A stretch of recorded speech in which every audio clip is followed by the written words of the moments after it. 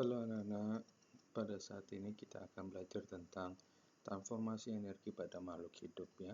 Pada pertemuan sebelumnya kita sudah membahas bagaimana tentang energi kekal ya, hukum kekekalan energi. Nah, saat ini kita akan belajar tentang transformasi perubahan energi dari satu ke yang lain pada makhluk hidup.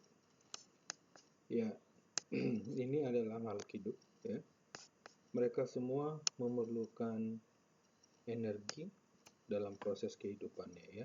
Manusia membutuhkan energi, hewan, tanaman, semua memerlukan energi.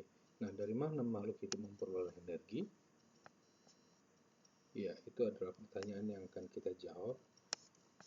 Masih ingat hukum kekekalan energi bahwa energi itu tidak dapat diciptakan dan tidak dapat dimusnahkan.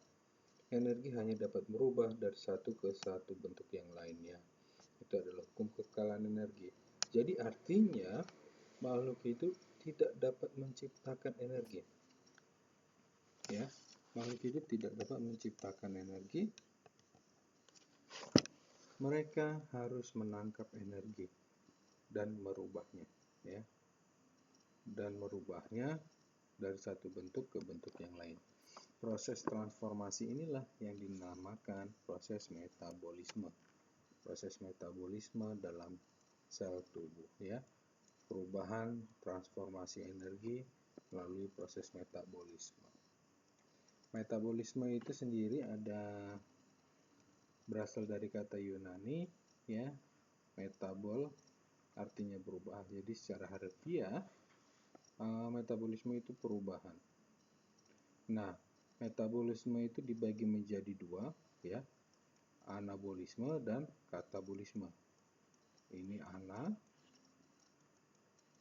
dan kata ya, anabolisme dan katabolisme. Apa sih anabolisme dan katabolisme? Anabolisme adalah proses penyusunan molekul kompleks dari materi yang sederhana ya. Jadi kalau anabolisme ini menyusun dari yang sederhana menjadi yang kompleks ya.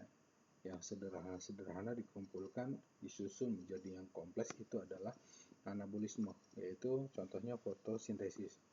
Yang kedua adalah katabolisme. Katabolisme itu berarti kebalikannya.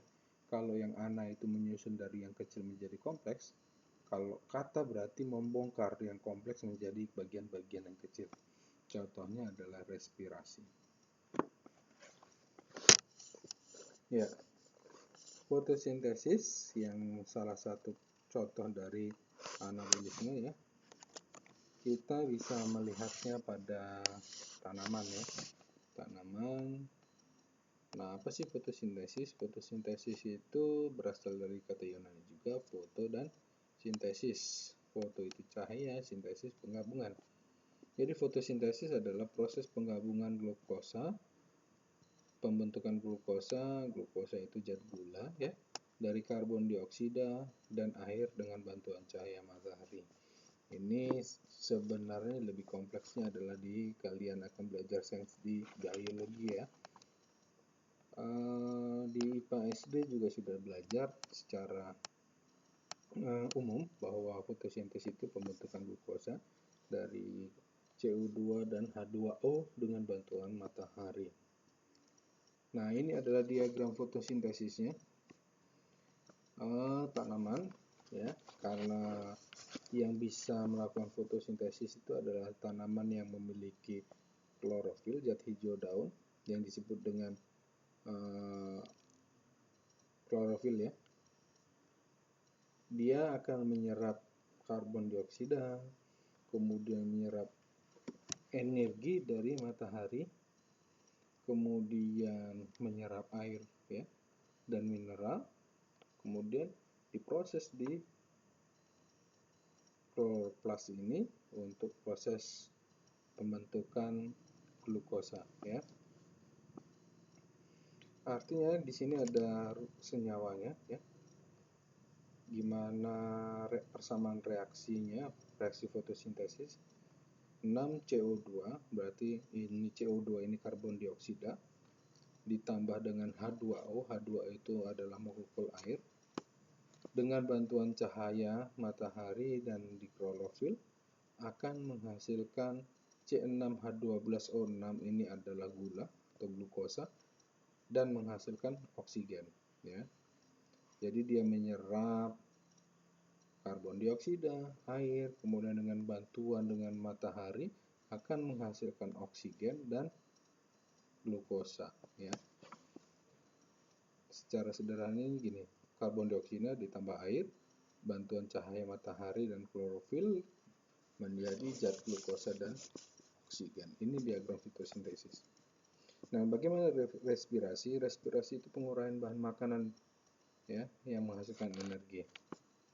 Kalau tadi menggabungkan menjadi glukosa, ini adalah pembongkaran, ya, merubah penguraian makanan menghasilkan energi. Prosesnya di sel, ya, mengubah energi kimia dalam makanan bentuk energi yang dapat digunakan secara langsung. Kalian bisa menggunakan energi itu untuk berlari dan sebagainya. Nah, contohnya ini adalah kebalikan dari reaksi dari fotosintesis, ya. C6H12O6 ini adalah glukosa ditambah dengan oksigen, ya. Ketika melakukan respirasi pembongkaran, maka memerlukan oksigen, itu menghasilkan 6CO2 ditambah H2O plus energi. Energilah inilah yang digunakan tubuh untuk melakukan kegiatan, ya, berlari dan sebagainya. Oke, tugas kalian silahkan Anda gambar diagram berikut, ya, di kertas karton atau HPS. Kemudian kalian foto bersama diri kalian dan hasil karya kalian, ya. Bapak tunggu. Selamat belajar. Jika ada pertanyaan silahkan tinggalkan pesan di kolom komentar.